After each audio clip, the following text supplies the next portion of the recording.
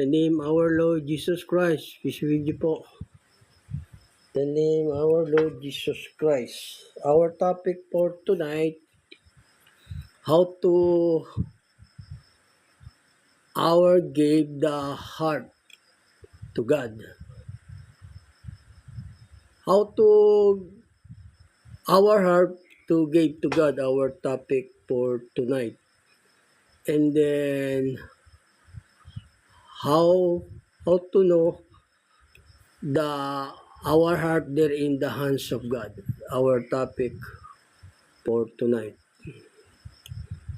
O in Tagalog, paano natin ibibigay ang ating puso sa Diyos? At paano natin malalaman na ang ating puso ay nasa kamay na ng Diyos? Yun po, our topic for tonight. Good evening po, peace with you. The name our Lord Jesus Christ. Because many false prophet, many his church, you are saved. No, faith the our Lord Jesus Christ, believe, you are saved na. According the false prophet. O marami po kasi mga false prophet, papasok ka raw sa kanilang church, sa kanilang iglesia, ligtas ka na dahil daw yung ililigtas. Tinawag sa pangalan ng Panginoong Yesus. Tapos yung ibang church naman dyan, sasampalataya ka lang sa Panginoong Yesus o ligtas ka na kahit na wala nang gawa. O yung mga bulaan po yun, yung mga nagsasabi na sumampalataya ka lang na walang gawa, ligtas ka na, mga bulaan po yun. Saka yung mga papasok ka lang sa kanilang church, sa kanilang kawan, ligtas ka na raw.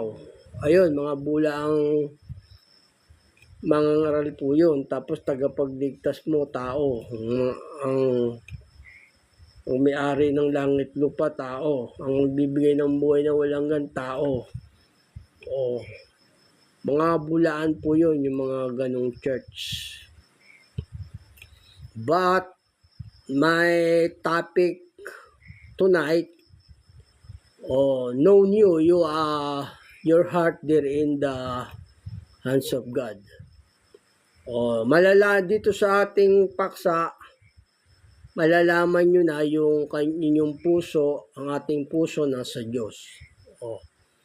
Our topic for tonight, how our to give the heart to how to give the heart to God, our topic for tonight. And how to know our heart there in the hands of God, our topic. Yun po yung ating paksa. Paano natin ibibigay ang ating puso sa Diyos?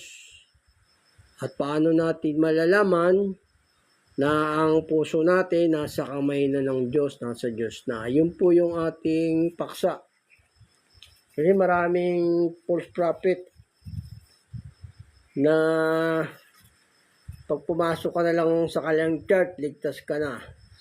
Ito po, kasi ang nasa Panginoong Yesus, pag nasa Panginoong Yesus ka na kasi, wala ka ng hatol doon. Wala na pong hatol yung nasa Panginoong Yesus. Pagka lumalakad na po tayo sa kanyang daan, sa kanyang utos. Ganun po. Yun po yung ating paksa. Pag lumalakad na tayo sa utos ng Diyos, sumusunod tayo sa utos ng Diyos, yun, ibinigay na natin yung puso natin sa Diyos nun. Ganun po. Alam na natin na ang puso natin nasa kamay na ng Diyos, nasa Diyos na po, ganun po. Yun po yung ating paksa. Kasi yung iba papasok ko na lang sa kanilang church, ligtas ka na no? Pero ang nasa Panginoong Yesus kasi, pagka ang nasa Panginoong Yesus na tunay, yung lumalakad ka na sa kanyang utos sa Espiritu. Yun po yung sa Panginoong Yesus na. Wala ka ng hatol sa Panginoong Diyos noon. Pag nasa Panginoong Yesus ka na. Ganun po. Yung nasa Panginoong Yesus, yung lumalakad na sa Espiritu, sa utos niya, ganun. Yun po yung puso natin, nasa Diyos na pag lumalakad po tayo sa kanyang utos, sa kanyang mga daan. Ganun po. Yung namumuhay na tayo sa Espiritu, hindi sa laman. Wala nang hatol doon yung mga na sumusunod sa utos ng Diyos, wala nang hatol. Ito po sabi ng banal na kasulatan. Yun po yung nasa Panginoong Yesus, yung sumusunod na sa utos, yung hindi na nagkakasala, ganun po. Yung lumalakad sa utos, sa daan ng Panginoon, yun po yun nasa Panginoong Yesus na, yung lumalakad sa utos. Yung utos po kasi Espiritu yun. Yun ganun po. Wala ka ng hatol sa Diyos nun. Yung bawa, nabaptize ka na, tapos lalakad ka na sa kanyang utos. O yun, wala ka ng hatol sa Diyos nun. Yun po yung maliligtas, hindi yung papasok ka na lang sa kanilang iglesia. Ligtas ka na, tinawag sa pangalan ng Diyos, ligtas ka na, sabi nila. Hindi po yun. Yung ligtas po, yung sumusunod talaga sa utos ng Diyos. Yun po yung maliligtas talaga. Saka wala ng hatol sa Panginoong Diyos yun, sa Panginoong Yesus. Kasi sumusunod na siya sa utos. Yung hindi na nagkakasala, nasadya po, ganun. Ito po sabi ng banal na kasulatan, no? Kasi ang tao hatulan ng Diyos ayon sa kautusan, ganun po. Pero yung sumusunod na sa utos, wala na pong hatol sa Panginoong Diyos yun, sa Panginoong Yesus. Ito po sabi sa Roma 2:13. Sapagkat hindi ang mga tagapakinig ng kautusan ang siya maganap sa harapan ng Diyos. Kasala ka naman, tutubusin ng Panginoong Yesus yung kung hindi mo sadya. Yun po yung wala nang hatol sa Panginoong Yesus. Yun po yung nasa Panginoong Yesus, nasa Panginoong Diyos. Hindi yung papasok ka sa iglesia nyo, sa kawan nyo. Tapos yung iba dyan, di ba, sampalataya ka lang sa Panginoong Yesus, o ligtas ka na kahit walang gawa, mga bulaan po yun. Ito nga yung aariing ganap po, yung mga nagsisitalima sa utos. Yun po yung maliligtas, yung tumatalima sa utos. Sila ni aariing ganap, sabi rito. Basahin ko sa inyo muli. Dito po sa Roma 2:13. Sapagkat hindi ang mga tagapakinig ng kautusan ang siyang maganap sa harapan ng Diyos, kundi ang nagsisitalima sa kautusan ay aariing maganap. O yun, yung mga aariing ganap, yung nagsisitalima sa kautusan na. Yung nagkasala ka man, hindi sadya, o okay lang sa Diyos yun. Tutubusin ng Panginoong Yesus. Hindi yung papasok ka sa kawan mo, tinawag sa pangalan ng Diyos, ng Panginoong Yesus, ligtas ka na. Hindi po ganun. Maling aral po yun. Mga bulaang propeta po yun. Tapos tagapagligtas mo, tao. Ang magbibigay sa'yo ng buhay na walang hanggan, tao. Hindi po. Bubulaan po yung ganun. Kasi pinakita na sa akin ng Diyos yan sa pangitain.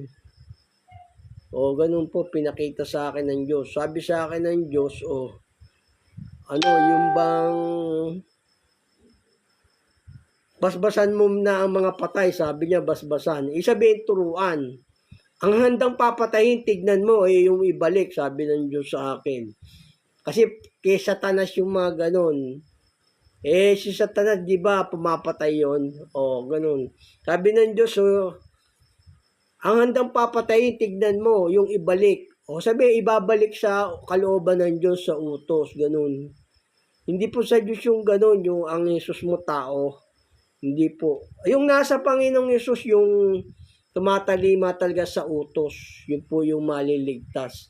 yung puso natin at saka yung alam natin yung puso natin nasa Diyos na, saka naibigay na natin sa Diyos yung puso natin. Pag sumusunod tayo sa kanyang utos, tumadaan tayo sa kanyang mga daan. Ganun po. Wala na tayong hatol sa Panginoong Yesus dun, sa Diyos. Yung mga nasa Diyos talaga yung lumalakad na sa utos, sa Espiritu. Ganun po. Ito sabi rin sa Roma po.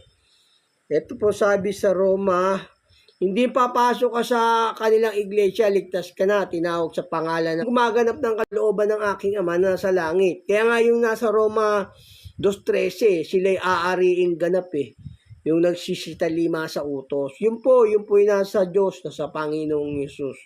Wala nang hatol sa Panginoong Yesus yun, sa Diyos. Ito po sabi sa Roma 8:1. Ngayon wala nang anumang hatol sa mga na kay Kristo Jesus, sapagkat ang kautusan ng Espiritu ng buhay na kay Kristo Jesus, pinalaya ako sa kautusan ng kasalanan at ng kamatayan. Wala ka nang hatol dun sa Diyos sa pag tumatalima ka sa Panginoong Yesus. Yun po yung mga aariing ganap na, yung sumusunod na sa utos. At saka sila rin yung nasa Panginoong Yesus, yung sumusunod sa utos. Hindi yung tinatawag sa pangalan ng Diyos, tapos ikaw na yon. Hindi po yun. Mali po yun. Mali po yun. Yun yung nasa Panginoong Yesus. Yung sumusunod sa utos. Yung ginamit mo yung pangalan ng Diyos, nilagay mo sa church mo. Tapos ikaw na yung tunay. Hindi po. Ang tunay yung sumusunod sa utos. Yung sila na yung walang hatol sa sa Panginoong Yesus, sa Diyos. Yung sumusunod na sa utos, sa Espiritu. Kasi yung utos, Espiritu po yun yung sumusunod na sa Espiritu, lumalakad na sa Espiritu, yun po yung nasa Panginoong Yesus po. Gaya nung sabi rito, yun po yung mga natubos na ng Panginoong Yesus. At gaya rin din sabi rito sa sa may Galatia 4:1 hanggang 5. Ngunit sinasabi ko na, samantalang ang tagapagmana ay bata, ay walang pagkakaiba anuman sa alipin, bagamat siya'y Panginoon ng lahat. Datapat nasa ilalim ng tagapag-ampon ng mga tagapangasiwa hanggang sa panahong itinakda ng Ama. Gayun din naman tayo nang tayo mga bata pa, tayo na nga sasakop sa pagkaalipin sa ilalim ng pasimulong aral ng sanlibutan. Tatapat nang dumating ng kapanahunan, yung sumatalima na sa utos ng Diyos, yun po yung nasa Panginoong Yesus, yun po yung natubos nila ng Panginoong Yesus. Yung nabaptize na, tapos sumusunod na sa utos. Hindi yung tinatawag ka sa pangalan ng Diyos, iglesia kami ng Diyos, iglesia kami ni Kristo, ikaw yung natubos. Mali po yun. Yung natubos, yung nasa ilalim na ng utos, ganun po, sumusunod na sa utos. Sila nga yung aariing ganap yung nagsisitalima sa kautusan, di ba sabi? Hindi ang mga tagapakinig ng kautusan, kundi ang nagsisitalima sa kautusan, ang aariing ganap. Ganun po. Yun, yung sinusunod natin yon, yung puso natin nasa Diyos na. Tapos alam natin, at binigay na rin natin yung puso natin sa Diyos pagka yung sumusunod tayo sa utos niya. Ganun po. Ito, basahin ko sa inyo muli rito. Kasi ang natubos dito, sabi rito, yung na nga sa ilalim ng kautusan. O, basahin ko sa inyo muli rito. Yung po yung nasa Panginoong Yesus. Kasi hindi naman yung, ang utos, hindi lang para sa isang sekta lang, ganon, sa Pilipinas lang o kung saan man doon, no? Hindi lang sa Quezon City, hindi lang sa Pampanga, hindi po. Ang utos sa sanlibutan, yung aral para sa sanlibutan, yung tinapay na bumabanggaling sa langit para sa sanlibutan yun. Kaya nga sabi nga ng Panginoong Yesus, di ba? Gawin yung alagad ang lahat ng mga bansa, hindi yung i-emphasize nyo. Iglesia kami ni Kristo, kami yung tinubos. Iglesia kami ng Diyos. Hindi maling aral po yun. Ang tinubos, Yung sumusunod sa utos, nasa ilalim ng kautusan. O, basahin ko sa inyo muli rito na. Kasi yung tinubos, yung hindi na nagkakasala. Kayo nagkakasala, ang dami-dami yung maling aral. Ang dami yung... Tapos ang tagapagligtas nyo, tao. Ang dami yung maling aral Dinidinay nyo yung Panginoong Yesus na nagkatawang tao. Ang sinungaling, sa diablo yung sinungaling. Ang sinungaling, kasalanan yun. Maimpyerno po yung sinungaling. Kasalanan yun. Maimpyerno po yung sinungaling. Yung tinubos, yung nasa Panginoong Yesus, yung nasa ilalim na ng kautusan, yung sumusunod na. Basahin ko muli sa inyo rito. Sa Galatia 4:5. Tatapot ang dumating ang kapanahunan, ay sinugo ng Diyos ang kanyang anak na ipinanganak ng isang babae, na ipinanganak sa ilalim ng kautusan, upang matubos niya ang nasa ilalim ng kautusan. Yung tinubos yung nasa ilalim ng kautusan, hindi yung tinubos iglesia ng Diyos, hindi po yun. Yung nasa ilalim ng kautusan. Kasi madaling gamitin yung pangalan ng Diyos para ilagay mo dun sa logo mo, sa may pinagawa mong church. Madaling gamitin yun na pangalan ng Diyos ginamit mo, di ba? Ilagay mo dun sa church mo para kunyari ikaw yung tunay. Hindi. Ang sa Diyos, hindi natin madadaya yung Diyos. Ang tinubos, yung nasa ilalim ng kautusan. Patuloy ko po, upang matubos niya ang nasa ilalim ng kautusan. Upang matanggap natin ang pagkukupkop sa mga anak. Yung tinubos, yung nasa ilalim na ng kautusan. Yung hindi na nagkakasala, hindi na nagkakasala. Yung dumadaan na sa Panginoong Yesus, sa mga utos niya, sa mga aral na, yung dumadaan na sa kanyang mga utos. Kasi yung mga anak ng Diyos, hindi na nagkakasala yon. Kasi yung aral, yung binhi, iniingatan nila sa puso't isipan para hindi sila magkasala. Kayo, nagsisinungaling kayo, tapos sabihin nyo, kayo yung tunay. Di ba? Sa diablo po yung mga sinungaling. Yung diablo po yun. Kaya sabi ng Panginoong Yesus, di ba, hindi ang bawat nagsasabi sa akin, Panginoon, papasok sa kaharian ng langit. Kundi ang gumaganap ng kalooban ng aking Ama na nasa langit. Yun. Dinidinay niya yung Panginoong Yesus na nagkatawan tao, sabi niya tao. Tapos sabi niyo kayo ililigtas. Mali po yun. Maling aral po yun. Sa mga anak ng Diyos kasi, nasa ilalim sila ng kautusan, alam nila yung utos, hindi sila nagkakasala. Ganun po. Ito sabi ng banal na kasulatan dito. Sa may unang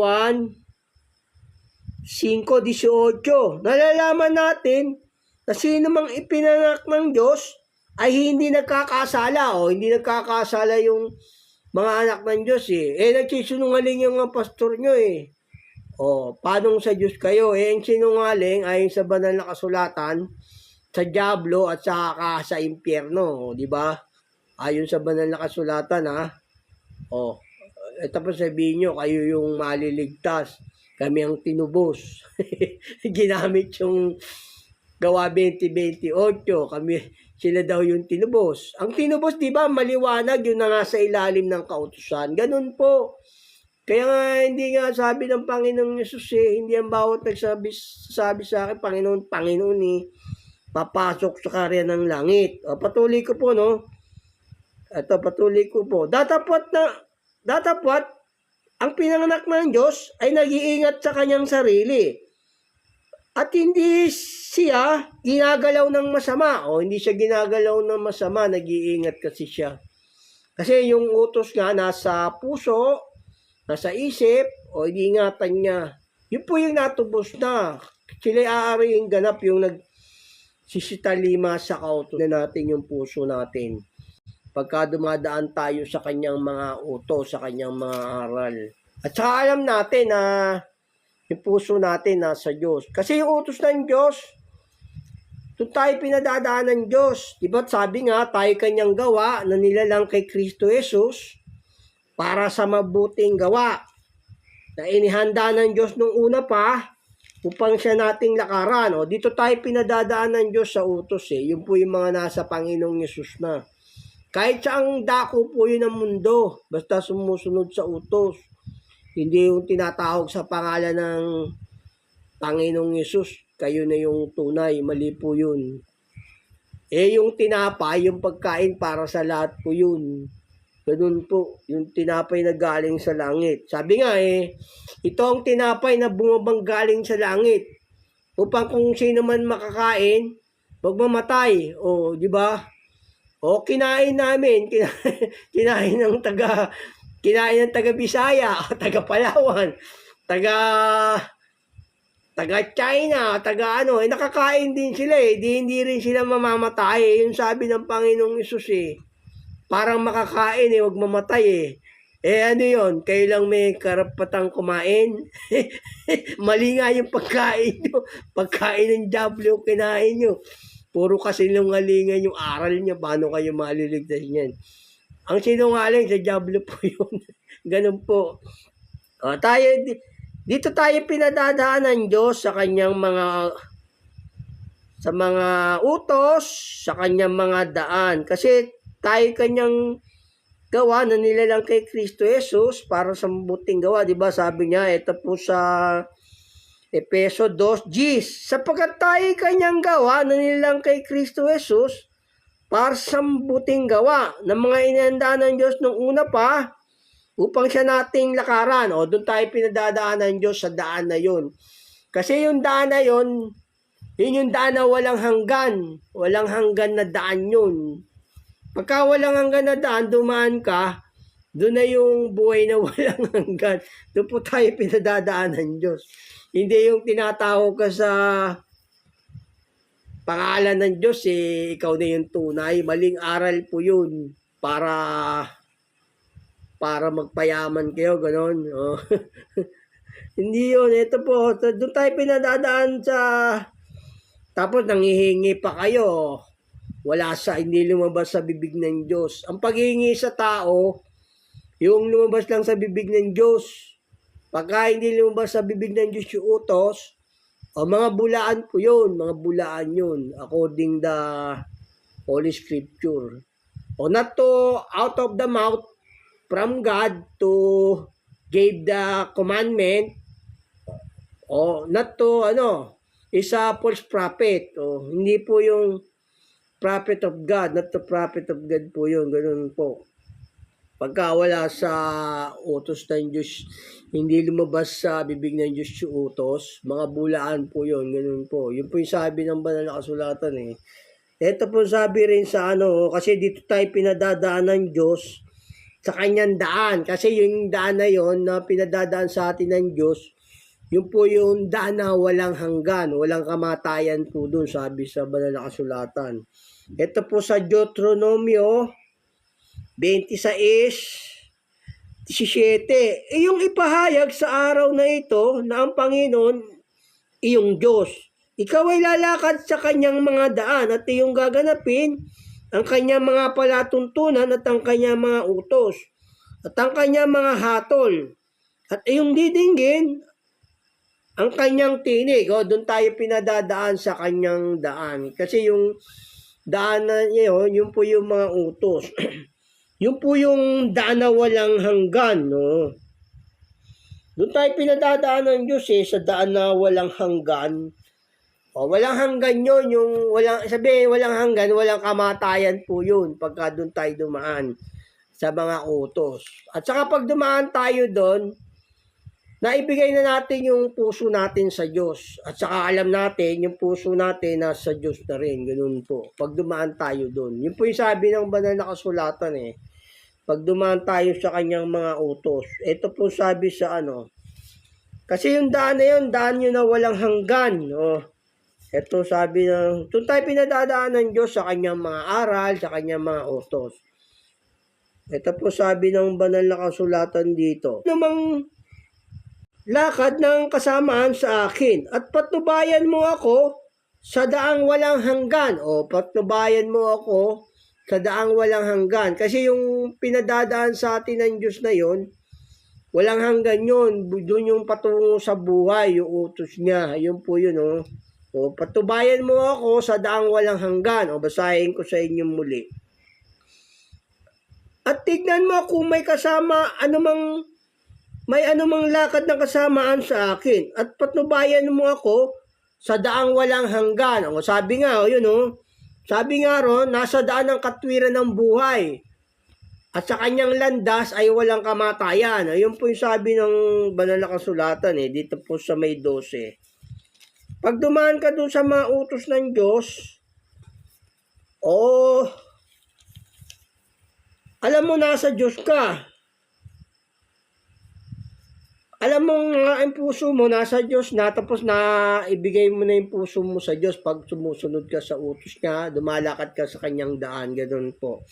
Kasi yun yung daan na walang hanggan wala nang kamatayan dun Sabi rito sa Kawikaan 12:28. Nasa daan ng katwiran ng buhay at sa kanyang landas ay walang kamatayan. O, yung landas ng katwiran, yung po, walang kamatayan dun. Doon tayo pinadadaan ng Diyos sa kanyang mga utos. Walang kamatayan dun. O, doon tayo pinadadaan. Kaya sabi nga ng Diyos dito lakaran mo yung itong dapat mong lakaran, yung daan na yon. Yung utos pong yun. Doon tayo pinadadaan ng Diyos. Dadaan na sabi niya, dito kayo dumaan sa utos, ganun po. Kasi daan na walang hanggan na yun Sabi ng Diyos dito, doon tayo pinadadaan ng Diyos sa mga utos kasi yun na yung buhay Sabi, nasa daan ng katwiran ng buhay at sa kanyang landas ay walang kamatayan. Doon tayo pinadadaan ng Diyos Hindi yung dadaan ka sa templo nila, sa tinawag sa pangalan ng Panginoong Hesus, sila na rin yung ligtas. Yung mga bulaan po yun. Ito po sabi ng banal na kasulatan dito. Sabi niya, itinuturo na nga sa atin ng Diyos yung daan na dapat lakaran, sabi rito. Dito po sa mga awit 32:8. Aking ipaalam sa iyo at ituturo sa iyo ang daan na iyong lalakaran. Sabi ng Diyos dito, lalakaran natin yung utos. The way of the Lord is strength of upright, but destruction will come to the workers of iniquity. Ganun. Ang daan ng Panginoon ay katibayan sa matuwid. Ngunit kapahamakan sa mga manggagawa ng kasamaan. Doon tayo pinadadaan ng Diyos sa kanyang daanan. Kasi yun yung payo ng Diyos dumaan tayo sa kanyang utos sa kanyang mga aral. Ito po sabi, basahin ko sa inyo muli rito. Sa mga awit 32:8, aking ipaalam sa iyo at ituturo sa iyo ang daan na iyong lalakaran. Papayuhan kita ng aking mga mata ay nakatitig sa iyo. Yun, nakatitig yung mata ng Diyos. Pagka dumadaan tayo doon sa kanyang utos, sa kanyang mga daan. Kasi yun yung daan na walang hanggan. Yun po yung daan na walang hanggan. Yung daan ng Diyos. Yun po yung nasa Panginoong Hesus, yung dumadaan na sa kanyang aral, sa kanyang utos, yung sumusunod doon. Sumusunod na sa kanya. Ganun po. Naibigay na natin yung puso natin sa Diyos. Pag dumadaan tayo doon, at saka alam natin na yung puso natin nasa Diyos pagka yung dumadaan tayo sa kanyang mga utos, sa kanyang mga aral. Di ba ang paksa natin, paano natin ibibigay ang puso natin sa Diyos at paano natin malalaman ang puso natin nasa Diyos? Yun po yung ating paksa in Tagalog. How you to know our heart there in the God, how to our heart gave to God. Yun po yung ating paksa ganun po. Ito, pagka yung dumadaan tayo sa kanyang utos, sabi ng Diyos dito, O yung puso natin na sa Diyos na, nasa Diyos na. Gaya sabi rin doon sa alibugang anak, o yung alibugang anak di ba hindi sumuway yung isa? O ano sabi ng Diyos doon? Anak, palagi kang nasa akin. Yung pagka hindi ka sumusuway sa utos ng Diyos, sabi ng Diyos doon, anak, palagi kang nasa akin, di ba? Sabi niya, ganun po, alam natin yung puso natin nasa Diyos na. At saka, naibigay na natin yung puso natin sa Diyos. Ito po sabi ng kawikaan dito. Sa may 23, sa kawikaan 23:26, sabi rito ng Diyos, anak ko, ibigay mo sa akin ang iyong puso. O yun, sabi ng Diyos dito, anak ko, ibigay mo sa akin ang iyong puso. Patuloy ko po.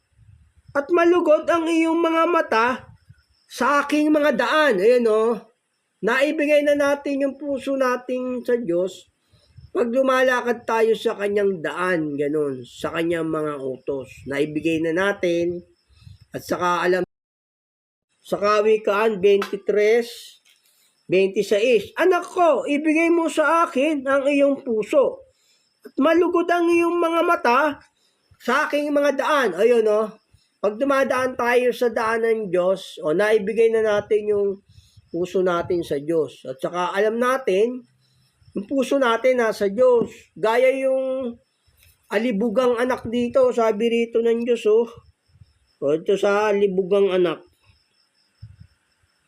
Sabi ng Diyos dito, yung isa kasi, dalawa kasi yung talinghaga ng Panginoong Yesus Yung isa sumuway. Yung isa naman hindi. Anong sabi ng Diyos sa kanya? Hindi siya sumuway. Anak, palagi kang nasa akin. Ganun po. Pagka yung hindi po tayo sumusuway sa utos ng Diyos, palagi tayong nasa Diyos noon. Ganun po. Itong sabi. Palagi tayong nasa Diyos noon. Ganun po. Itong sabi ng banal na kasulatan dito. Pag sumusunod tayo sa utos, pero kung magsisinungaling ka, yung tagapagligtas mo tao, palagi kayong nasa dyablo noon, gano'n. Dyablo po yun. Magbibigay buhay sa'yo, tao. Palagi kayo nasa dyablo noon. Kasi yung mga sinungaling, kasalanan nyo, sa dyablo po yun. Pero po kayo sinungaling, hindi papasok po sa langit ang mga sinungaling po, hindi. Gano'n. Sabi sa banal na kasulatan, ang mga sinungaling hindi po makakapasok sa langit. Ito sabi ng Diyos dito, sa kawikaan, sabi rito ng Diyos. Mahaba po to, kasi babasahin ko na lang sa malapit. Kaya, ito sabi ng banal na kasulatan dito. Yung alibugang anak po kasi to yung talinghaga ng Panginoong Yesus. Yung isang anak, yung alibugang anak, yung pag-aari niya, kinuha niya yung parte niya sa ama niya. Tapos, naglakbay na inubos yung kanyang pera sa paubos na pamumuhay, sa mga patutot. Yung isa naman, hindi sumuway, tapos sabi ng Diyos sa kanya, anak, palagi kang nasa akin, ganun. Palagi tayo nasa Diyos.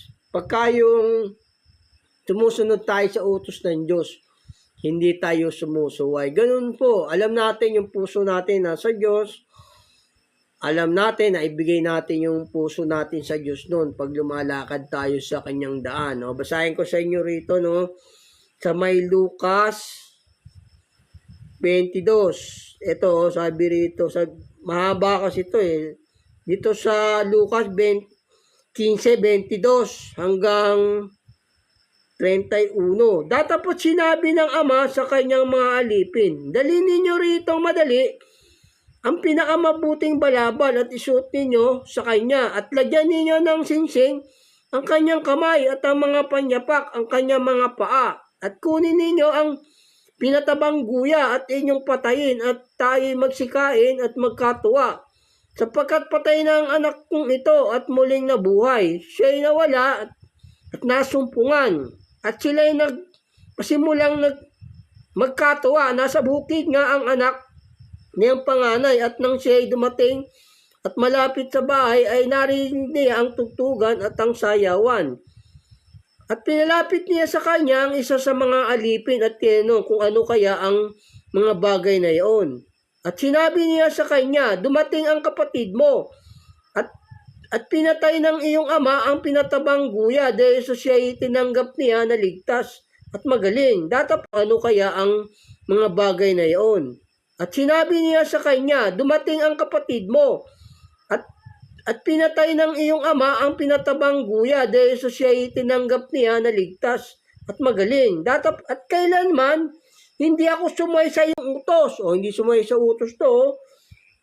At gayon may hindi mo ako binigyan kailanman ng isang maliit na kambing upang ipagkatuwa ko sa aking mga kaibigan. Datapat nang dumating itong anak mong umubos ng iyong pagkabuhay sa mga patutot, ay pinagpatay mo siya ng pinatabang guya. At sinabi niya sa kanya, anak, ikaw ay palaging nasa akin. At iyo ang lahat ng akin. O yun, sabi ng Diyos dito, sabi ng Diyos, anak, ikay palaging nasa akin. Yun, pagka yung hindi tayo sumusuway sa utos ng Diyos, alam natin na tayo na yung puso natin nasa Diyos, o yung naibigay na natin yung puso natin sa Diyos noon. Kaya yung Diyos na sabi rito, sabi niyo, anak, ikay palaging nasa akin. Kasi nga palagi siyang nasa Diyos, hindi siya sumuway kahit isa. Yung mga church dyan, di ba? Yung mga bulang propeta, daming pagsuway sa utos dyan, no? Tapos sila daw yung tunay, sila daw yung maliligtas. O kaya yung tunay na alagad ng diablo, ganun yun. Hindi Ito wala siyang pagsuway kahit isa, o sabi ng Diyos dito, anak, palagi kang nasa akin, sabi niya, tamo, basahin ko sa inyo muli rito. Sa Lucas 15:31. At sinabi niya sa kanya, anak, ikaw'y palaging nasa akin. At iyo ang lahat ng akin, O yun, pagka hindi tayo sumusuway sa utos ng Diyos, yung puso natin nasa Diyos, tapos naibigay na natin yung puso natin sa Diyos, ganun po. Di ba sabi niya, anak ko, ibigay mo sa akin ang iyong puso. Malugod ka sa aking mga daan, sabi ng Diyos sa Kawikaan, di ba? Ganun po yung Ayun, doon tayo pinalalakad ng Diyos kasi sa kanyang mga daan, sa mga utos niya. Yan, pagka nasa atin yung utos niya, tayo yung kanyang mga tunay na alagad, ganun po. Yung nananatili tayo sa utos, nandun yung puso natin. Alam natin, puso natin nasa Diyos na. Di ba? Tapos naibigay natin puso natin sa Diyos. Ganun. Pwede namang maghanap buhay kasi utos naman ng Diyos yun Basta yung pamumuhay lang natin, nasa kautusan lang ng Diyos. Ganun po. Pwede namang maghanap buhay kasi utos ng Diyos yun Ayun, pag palagi tayo sumusunod dun, di ba sabi niya, palagi tayo nasa Kanya, ganun. Tapos, ano man ang ating hingin sa Diyos, pag nananatili utos niya sa atin, sinusunod natin, ano man ang ating hingin, binibigay ng Diyos, sabi ng Panginoong Hesus dito, sabi niya rito, sa may 1:15:7, kung kayo magsisipanatili sa akin at ang mga salita ko'y magsisipanatili sa inyo, ay hingin ninyo anumang inyong ibigin at gagawin sa inyo. Ayun, gagawin sa atin ng Diyos. Ayun po yung nasa Diyos na totoo, yung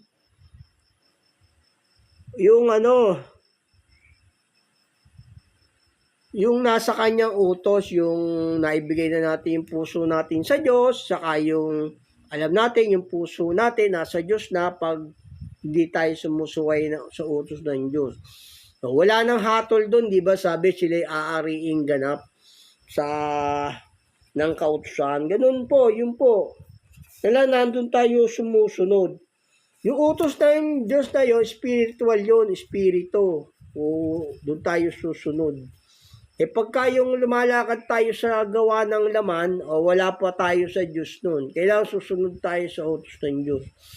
Hindi tayo magsisinungaling. Kasi yung sinungaling, yung deny our Lord Jesus Christ, not to seek from God, hindi po yun sa Diyos. Kasi yung mga nagsisinungaling, Nasa labas yun, sabi ng Diyos dito.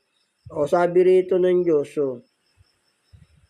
Kasi mga sinungaling, hindi po papasok sa kaharian ng langit yun, no? Yung mga dinidine yung Panginoong Yesus na nagkatawan tao.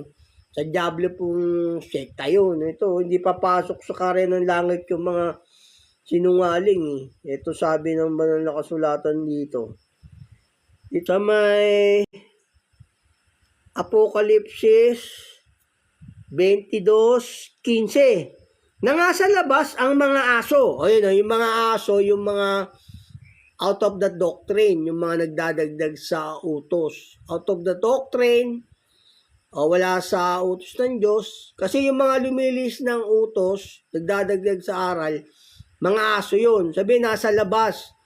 Nasa labas, hindi sila tunay na church ng Diyos yun, hindi tunay ng Diyos. Babasahin ko sa inyo muli, tapos patuloy ko. Na nga sa labas ang mga aso, at ang mga manggagaway, at ang mga mapakiapid, at ang mga mamatay tao, at ang mga mapagsamba sa Diyos-Diyosan, at ang bawat nag-iibig at gumagawa ng kasinungalingan. O, yung kasinungalingan, o. Tingnan yung mga sinungaling na pastor, nasa labas yan ng church, hindi kasama sa Diyos yun. O, sabi nga, ang taong nagkakasala ay alipin ng kasalanan. O, mga alipin ng kasalanan na yun yung mga dinidinay yung Panginoong Yesus na hindi Diyos, na likas na tao lang. O, na nga sa labas yun, hindi po yun ang tunay na church ng Panginoong Diyos, ng Panginoong Yesus. Kaya sabi rito, na nga sa labas yung aso, o yung mga sinungaling, o diba sabi nasa labas. O, ganun po, yun po yung mga sinungaling, yun po yung ating paksa, yung how you to know our heart gave to God. Ganun po, yun po yung ating paksa. Paano natin malalaman na ang puso natin nasa Diyos, o kung paano natin maibibigay ang puso natin sa Diyos. Yun po yun, pag sumusunod tayo sa utos ng Diyos, yung puso natin nasa Diyos na, at saka alam natin na puso natin nasa Diyos na. Ganun po. Yun po yung ating paksa. Our topic for tonight is done. Ganun po, yun po yung ating paksa. Pagka sumusunod po tayo sa utos ng Diyos, o yung puso natin nasa Diyos na, at naibigay na natin sa Diyos. Yun po yung wala nang hatol sa Panginoong Yesus, yung sumusunod na sa utos. Ang aaring ganap, yung nagsisitalima sa utusan, di ba? O wala nang hatol yun sa Diyos. O kumbaga, nagkasala ka man ng hindi mo sadya, tinutubos ng Panginoong Yesus yun. Ganun po. Tinutubos ng Panginoon ang kaluluwa ng kanyang mga lingkod. At wala sa Yesus yun. Ganun po. Tinutubos ng Panginoon ang kaluluwa ng kanyang mga lingkod. At wala sa nagsisipagkanlong sa kanya, ang kilalaning may sala. Ganun po. Yun po yung ating paksa. Our topic is done. Thank you po for joining, for watching this. See you in next time. Thank you for watching and joining. Thank you po. God bless po. Be careful to everyone. God bless.